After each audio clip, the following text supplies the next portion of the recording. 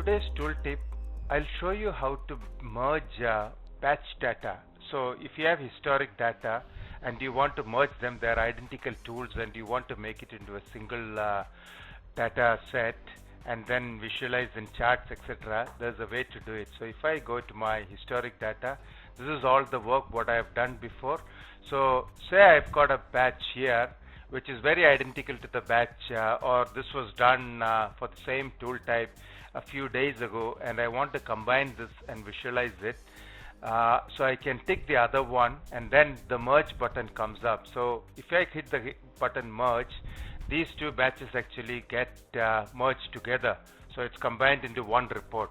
Now this function kind of replicates what we had in the old SPC. So we may have had the append data which was in the old SPC, and that's been replaced by this.